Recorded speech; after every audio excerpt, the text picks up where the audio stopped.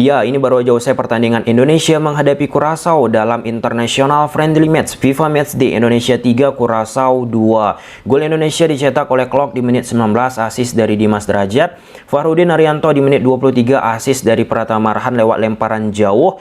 Kemudian gol ketiga dari Timnas Indonesia dicetak oleh Dimas Derajat di menit 56, assist lagi dan lagi dari Pratama Arhan. Sedangkan dua gol dari Curaçao dicetak oleh Maria Janga di menit 7 lewat reaksi yang sangat apik memanfaatkan rebound mentality dari pemain-pemain Curaçao. Kemudian Juninho Bakuna di menit 25, assist dari Joel Gore.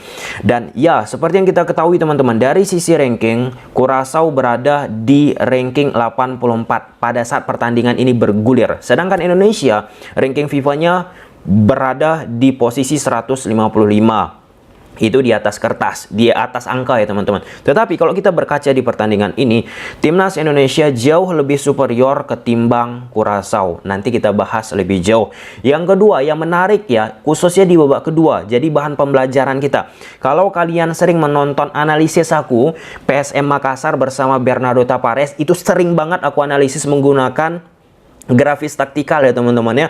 Ya, defense yang dimainkan oleh Sintayong di babak kedua, jarak antara lini belakang, lini tengah, dan lini depan teman-teman itu rapat banget.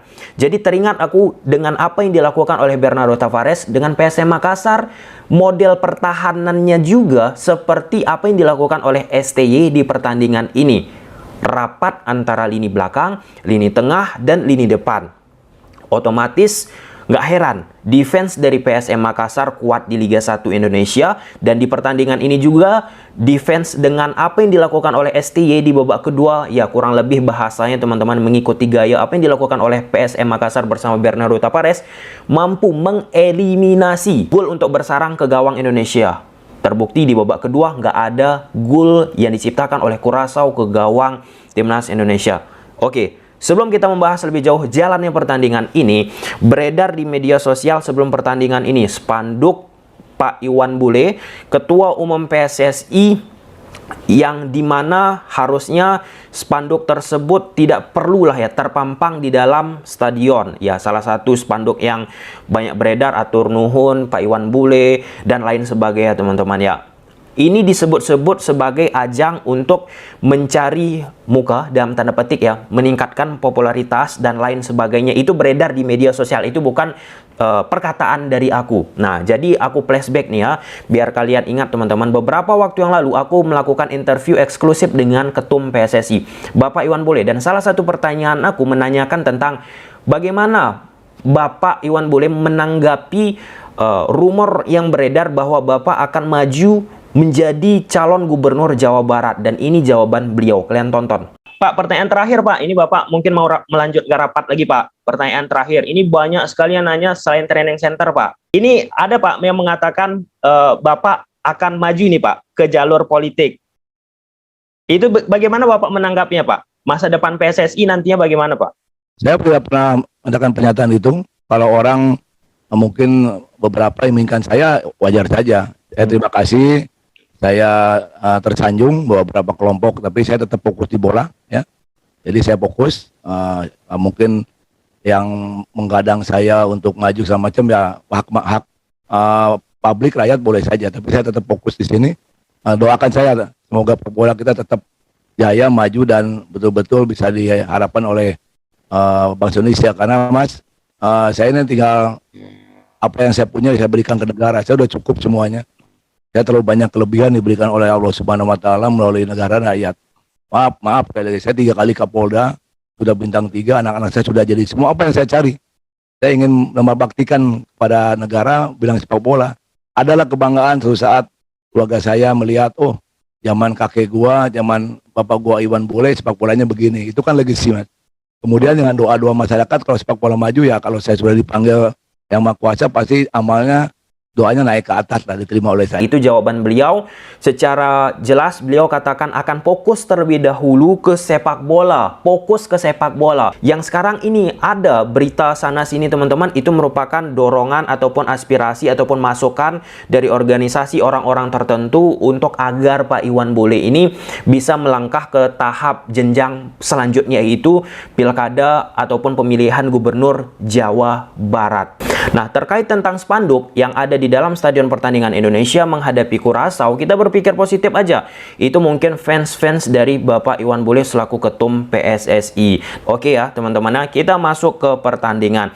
Nah, kita lihat dulu di atas kertas Indonesia gunakan pola 4-3-3. Ini dari grafis taktikalnya Indosiar. Tapi kalau kita lihat dari lapangbola.com, Indonesia gunakan pola 3-4-3 seperti apa yang dilakukan oleh Sintayong biasanya, teman-teman. Sedangkan timnas Curaçao dari grafis taktikalnya Indosiar, teman-teman, gunakan pola 4-2-4. Kalau dari lapangbola.com gunakan pola 4-3-3 di atas kertas. Nah, kalau di lapangan timnas Curaçao kadang menggunakan pola 4-4-2 ataupun 4-2-3-1. Oke, yang menarik salah satu posisi yang dimainkan oleh Sintayong di pertandingan ini yaitu Irianto, teman-teman.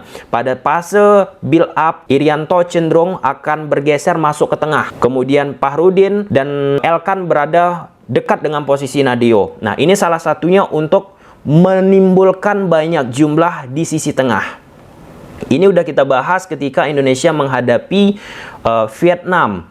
Walaupun itu kelompok umur, itu bisa menjadi bahan pembelajaran. Nah, di pertandingan ini ketika fase build up yang dilakukan oleh Sintayong, teman-teman, Irianto itu cenderung sebagai libero yang masuk kadang ke tengah, timbul jumlah yang sama 3 versus 3. Ketika Irianto terlalu dipaksakan untuk turun ke bawah rapat ke kiper, teman-teman, Indonesia akan kalah jumlah di sektor tengah. 2 versus 3. Nah, ketika Irianto diberi peran demikian, yang biasanya bermain di sektor sebelah kanan center back, teman-teman, ataupun beberapa kali dicoba di wing back, ini dicoba di center back tengah, teman-teman, itu berjalan dengan apik ya, teman-teman, ya, untuk khususnya ya, untuk bisa menyamakan jumlah dengan pemain-pemain dari Curaçao. Karena dalam sepak bola itu permainan numerical advantage ataupun superioritas yang sering kita bahas, itu salah satu faktor yang penting di sepak bola Eropa sekarang. Yang kedua, Indonesia di awal-awal pertandingan ini sangat jelas ingin memanfaatkan bola mati ataupun throw-in untuk ciptakan gol ataupun peluang. Dan itu beberapa kali didapat dan akhirnya bisa tercipta gol lewat Fahrudin Arianto, teman-teman. Yang ketiga, Indonesia bermain pressing. Ini salah satu yang wow, luar biasa yang dilakukan oleh Indonesia. Dari sisi ranking FIFA yang jauh, Indonesia bisa menunjukkan keoptimisannya ya, teman-teman. Aku yakin beberapa orang mungkin pesimis ketika Indonesia menghadapi Curaçao dengan ranking FIFA yang begitu jauh. Di pertandingan ini, pesimis itu diputar balik oleh pemain-pemain Indonesia dengan lebih berani untuk menekan pemain-pemain Curaçao dengan pressing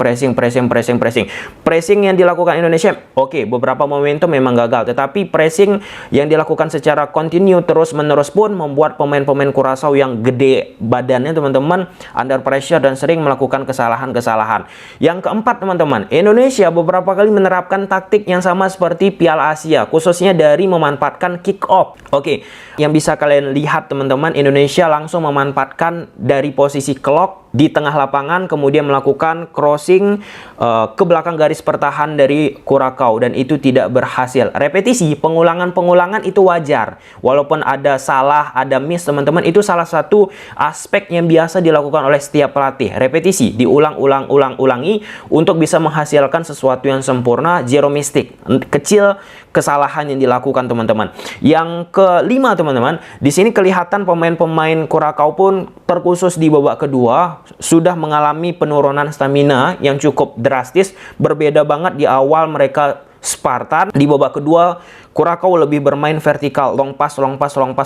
Nah, disitulah beberapa momen ya pemain-pemain dari Indonesia memanfaatkan kecepatan datang dari belakang, blind side ya, teman-teman. Timbul jarak antara lini belakang Curaçao ataupun Curaçao ya, secara konotasi pengucapannya, dengan lini tengah dari Curaçao, teman-teman, gap timbul. Nah, beberapa kali umpan balik dilakukan, tetapi dari sisi keputusan ataupun finishing tidak begitu optimal. Terlepas dari itu, teman-teman, ketika timnas Indonesia pun ingin mencoba menciptakan peluang, ingin mencoba menciptakan gol, kadang harusnya bisa diumpan ke posisi yang lebih baik, malah mengambil inisiatif untuk langsung melakukan tendangan yang tentunya probabilitas untuk menciptakan gol ataupun peluang yang lebih baik dari posisi tersebut nggak begitu ideal. Dan di babak kedua, timnas Indonesia seperti yang aku sampaikan di awal tadi, defense dengan sangat rapat antara lini belakang, tengah, dan depan seperti yang dilakukan Bernardo Tavares dengan PSM Makassar. Inilah yang penting yang aku sampaikan ya, ketika pelatih-pelatih berkualitas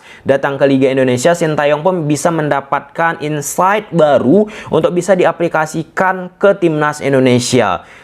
Bayangkan, semakin banyaknya pelatih-pelatih berkualitas, pelatih sekelas Sintayong pun semakin membantu dirinya untuk memoles pemain-pemain Indonesia ataupun dari sisi taktikal. Sedangkan untuk timnas Curaçao, teman-teman, permainan dari sayap, long pass, bola-bola atas itu dilakukan. Yang keempat, teman-teman, mereka terkesan kalau bermain dari open play, set up play, 1-2 sentuhan nggak begitu bahaya. Yang membahayakan itu apa? Quick counter ataupun transisi yang dilakukan oleh Curaçao. Saat timnas Indonesia membangun serangan, hilang bola, kemudian dilakukan transisi cepat. Di situ problem yang dimiliki oleh timnas Indonesia beberapa kali kecolongan. Di match-match selanjutnya, hal ini tentunya harus menjadi bahan perhatian lah ya oleh Sintayong agar pemain-pemain Indonesia menghadapi situasi counter bisa lebih baik lagi, teman-teman. Oke, sampai situ aja videonya. Semoga kalian suka. Bye.